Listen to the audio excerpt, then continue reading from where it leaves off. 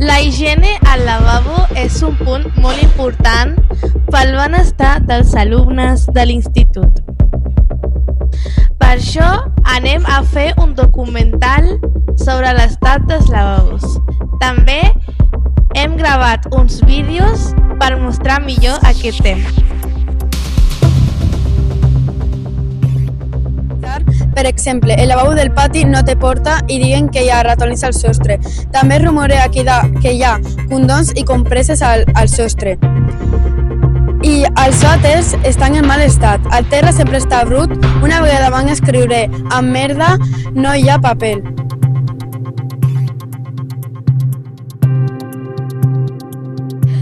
Hem vist que al lavabo del pati no hi ha aigua, ni sabó a la pica, i no hi ha paper al bany.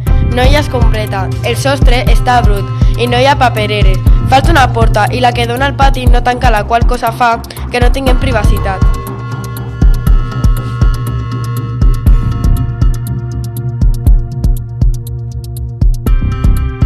Hem vist que als lavabos de la tercera planta falta sabó a la pica i tampoc no hi ha paper ni papereres. A més, el terra, les parets i el sostre estan una mica bruts. Les portes estan pintades amb guixades i una mica malmeses.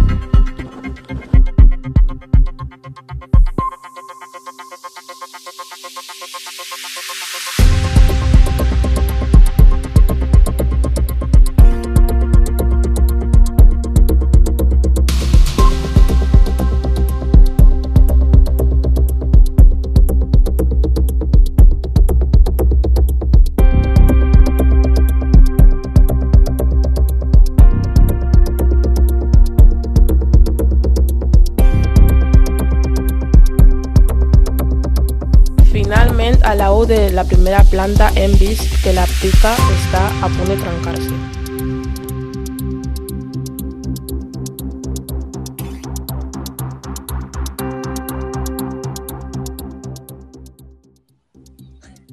Hola, jo sóc Leila. Jo sóc Rihab. I jo sóc Malak. I avui farem unes preguntes a la Rihab sobre què opina dels lavabos. Creus que els lavabos necessiten alguna millora? I si és així, qual creus?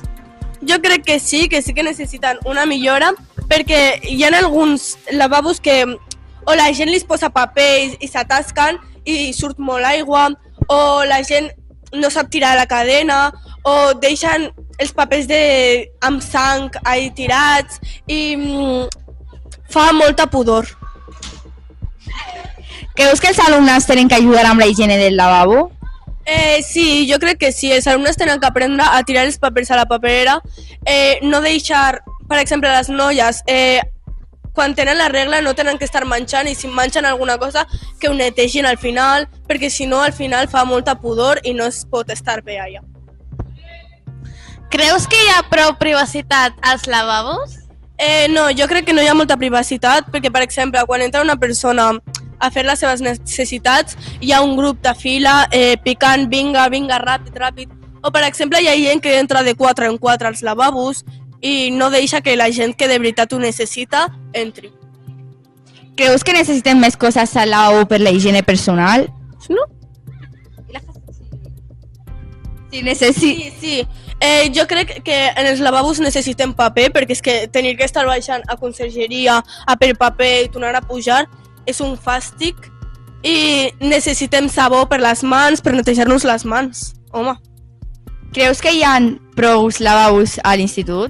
No, crec que hi ha molt pocs i nosaltres som moltes persones i no. Moltes gràcies per la teva col·laboració. De res, home.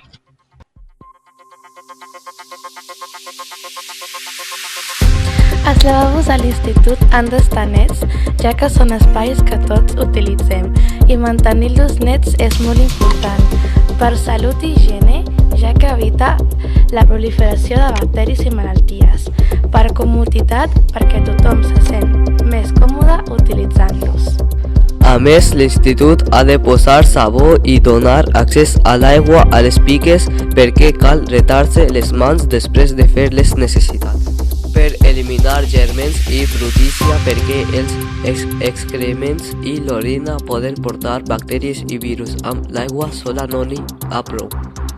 El sabó ajuda tenir-ho, l'aigua els esbandeix.